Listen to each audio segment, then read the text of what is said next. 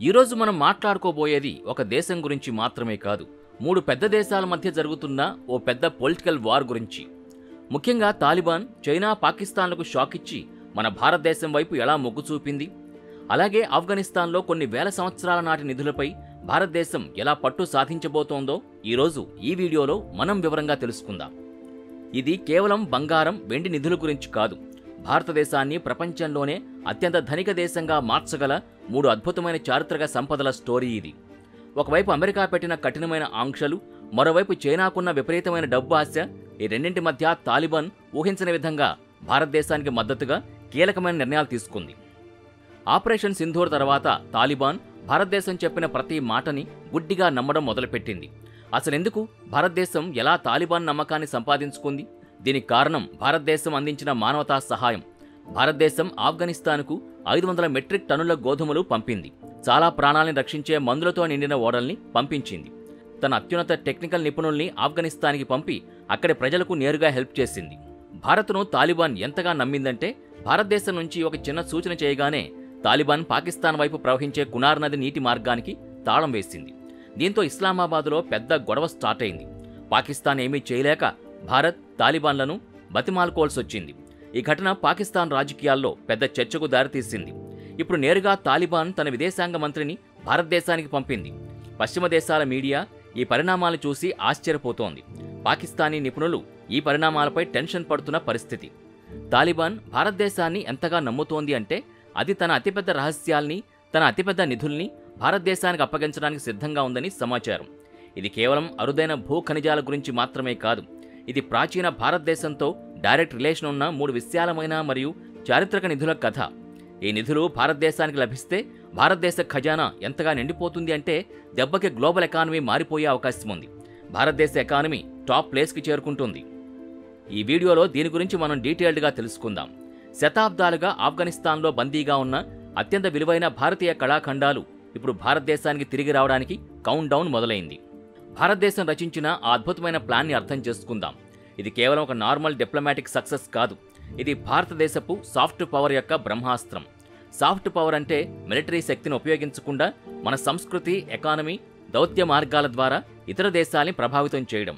భారతదేశం ఒక్క బుల్లెట్ కూడా కాల్చకుండానే అమెరికా 20 సంవత్సరాల్లో $2 ట్రిలియన్ ఖర్చు చేసి రష్యా తన పూర్తి మిలిటరీ శక్తిని ఉపయోగించి కూడా సాధించలేని దాన్ని సాధించింది.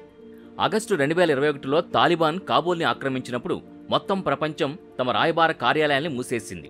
ఆఫ్ఘనిస్తాన్లో ఇక చీకటి రోజులు వస్తాయని అందరూ అనుకున్నారు. పాకిస్తాన్ అయితే పండగ చేసుకుంది. ఆఫ్ఘనిస్తాన్ ఇప్పుడు తన జేబులో ఉందని, భారతదేశానికి వ్యతిరేకంగా ఉపయోగిద్దామని అనుకుంది. మరోవైపు చైనా తన చెక్బుక్ డిప్లొమాసీ అంటే డబ్బిచ్చి దేశాల్ని తన వైపు తిప్పుకోవడం కోసం రెడీగా ఉంది. అది ఆఫ్ఘనిస్తాన్లో ఉన్న $3 ట్రిలియన్ విలువైన ఖనిజాలపై కన్నేసింది. కానీ ఈ దేశాలన్నీ ఒక పెద్ద మిస్టేక్ చేస్తున్నాయి. ఇది 2025 యొక్క నయా భారత్ అని వారికి అర్థం కాలేదు. ఈ కొత్త భారతదేశం తెర వెనుక ఉండి తన అడుగుల్ని జాగ్రత్తగా వ్యూహాత్మకంగా వేస్తుంది. భారతదేశం తాలిబాన్ ప్రభుత్వానికి నేరుగా గుర్తింపు ఇవ్వడం గురించి మాట్లాడలేదు. బదులుగా అది ఆఫ్ఘనిస్తాన్ ప్రజలతో నేరుగా రిలేషన్ ఏర్పరచుకుంది. ఇది తెలివైన డిప్లొమాటిక్ స్టెప్. ఆఫ్ఘనిస్తాన్లో పిల్లలు ఆకలితో అల్లాడుతున్నప్పుడు భారతదేశం నుంచి గోధుమ బస్తాలు ఇచ్చింది.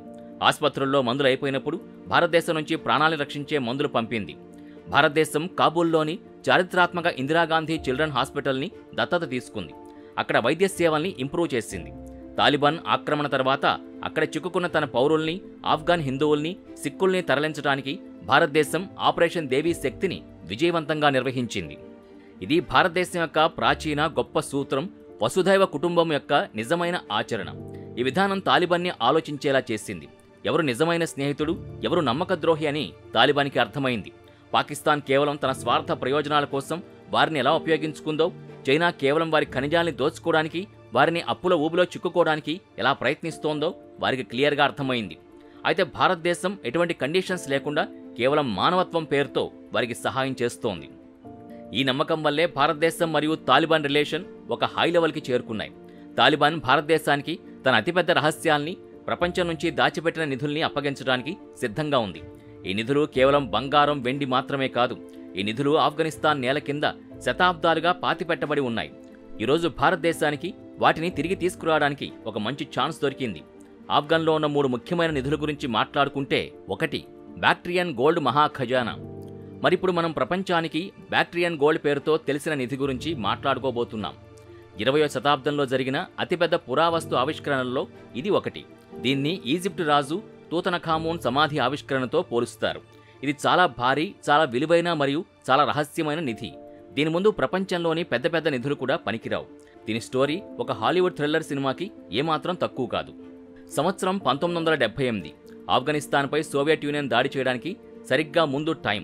ఉత్తర ఆఫ్ఘనిస్తాన్లో షుబర్గాన్ జిల్లాలో తిలాతెపా అంటే బంగారు దెబ్బ అనే ప్రదేశంలో సోవియట్ ఆఫ్ఘన్ పురావస్తు శాస్త్రవేత్తల బృందం తవ్వకాలు జరుపుతోంది.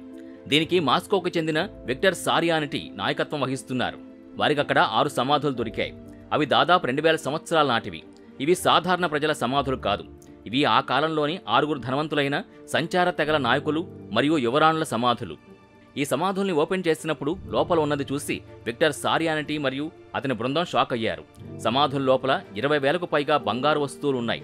ప్రతి వస్తువు స్వచ్ఛమైన బంగారంతో తయారు చేయబడింది. మరియు దానిపై చేసిన పనితనం ఎంతటిది అంటే నేటి లేటెస్ట్ డిజైన్లు కూడా పనికిరావు. బంగారు బట్టలు, బంగారు కిరీటాలు, బంగారు కడియాలు, హారాలు, అంగుళీకాలు, ఆయుధాలు అన్నీ బంగారంతోనే. వీటిపై కామదేవుడు, డాల్ఫిన్లు, డ్రాగన్లు మరియు దేవతల ఆకృతులు చెక్కబడి ఉన్నాయి. వీటిలో పచ్చలు, మాణిక్యాలు మరియు లాపిస్ లజులి వంటి విలువైన రత్నాలు పొదగబడి ఉన్నాయి. అంతేగాక ఈ సమాధిలో 25 నుంచి 30 సంవత్సరాల వయసు గల ఒక మహిళ అస్థిపంజరం ఉంది. ఆమెను సంచార యువరాణి అని పిలిచేవారు. ఆమె తన శరీరం మొత్తం బంగారంతో కప్పబడేంత ఆభరణాల్ని ధరించి ఉంది. ఆమెతో పాటు ఒక బంగారు కిరీటం దొరికింది. ఇది సంచార జీవనశైలికి ప్రతీక. మరొక సమాధిలో ఒక పురుష నాయకుడున్నాడు. అతని వద్ద సైబీరియన్ శైలి ఖంజర్లు మరియు చైనీస్ బంగారు బెల్ట్ బకిల్ ఉన్నాయి. ఒక సమాధి నుంచి రోమన్ చక్రవర్తి ఆగస్టస్ యొక్క నాణెం దొరికింది. కానీ ఈ నిధికి అతిపెద్ద మరియు అతి ముఖ్యమైన రిలేషన్ భారతదేశంతో ఉంది. పురుష నాయకుడి సమాధి నుంచి ఒక బంగారు భారతీయ మెడలియన్ దొరికింది. ఈ మెడలియన్పై ఒక బుద్ధ భగవానుడి గుర్తుంది. దాన్ని బుద్ధ భగవానుడి అతి పురాతన చిత్రాల్లో ఒకటిగా పరిగణిస్తారు. ఇందులో ఒక దేవత సింహం లేదా చిరుతుపులు లాంటి జంతువుపై స్వారీ చేస్తూ తన చేతిలో ఒక చక్రం పట్టుకుని ఉంది. ఇది బౌద్ధ మతంలోని ధర్మచక్రానికి ప్రతీక. ఇది ఆ కాలపు కుషాణ సామ్రాజ్యంపై భారతీయ సంస్కృతి మరియు బౌద్ధమత ప్రభావం ఎంత డీప్గా ఉండేదో ఈజీగా అర్థమవుతోంది. ఆఫ్ఘనిస్తాన్లో సోవియట్ యుద్ధం జరిగినప్పుడు ఈ నిధిని కాబూల్లోని రాష్ట్రపతి భవన్ బేస్మెంట్లో దాచిపెట్టారు. తర్వాత ముజాహిదీన్ల కాలం వచ్చింది. తర్వాత తాలిబాన్ మొదటి పాలన వచ్చింది. కానీ ఈ నిధి గురించి ఎవరికీ తెలియలేదు. ఈ నిధి శాశ్వతంగా దోచుకోబడిందని లేదా నాశనమైందని అంతా అనుకున్నారు. కానీ 2003లో తాలిబాన్ పాలన ముగిసినప్పుడు ఈ నిధి అద్భుతంగా అదే బేస్మెంట్లో సేఫ్గా దొరికింది. దీన్ని ప్రపంచంలోని అనేక దేశాల్లో ప్రదర్శనకు పంపారు. 2021లో తాలిబాన్ మళ్లీ అధికారాన్ని చేపట్టినప్పుడు వారు ఈ నిధిని రక్షిస్తామని ప్రపంచానికి హామీ ఇచ్చారు. ఎందుకంటే ఇది ఆఫ్ఘనిస్తాన్ జాతీయ వారసత్వం. భారతదేశ చరిత్రకు అద్దం పట్టే అలాంటి నిధి ఈరోజు తాలిబాన్ అధీనంలో ఉంది. మరియు ఆ తాలిబాన్ ఈరోజు భారతదేశాన్ని తన అత్యంత నమ్మకమైన భాగస్వామిగా భావిస్తోంది. ఇది భారతదేశానికి ఒక హిస్టారికల్ ఛాన్స్. భారతదేశం తాలిబాన్తో కలిసి ఈ నిధి సెక్యూరిటీ మరియు అధ్యయనంపై పనిచేయగలదు. ఆఫ్ఘనిస్తాన్ చరిత్ర భారతదేశ చరిత్రతో ఎంత లోతుగా ముడిపడి ఉందో ప్రపంచానికి చెప్పగలదు. ఈ నిధి కేవలం బంగారం మాత్రమే కాదు, చైనా మరియు పాకిస్తాన్కు చెక్ పెట్టే వెపన్. 2. బెగ్రామ్ ఖజానా. ఇప్పుడు మనం దాని పేరు వినగానే ప్రపంచంలోని పెద్ద పెద్ద మ్యూజియంలు, చరిత్రకారులు ఆశ్చర్యపడే నిధి గురించి మాట్లాడుకుందాం. అదే బెగ్రామ్ ఖజానా.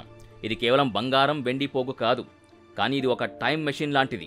ఆఫ్ఘనిస్తాన్ రాజధాని కాబూల్ నుంచి సుమారు 80 కిలోమీటర్ల దూరంలో బెగ్రామ్ అనే ప్లేస్ ఉంది. దీన్ని ప్రాచీన కాలంలో కపిషా అని పిలిచేవారు.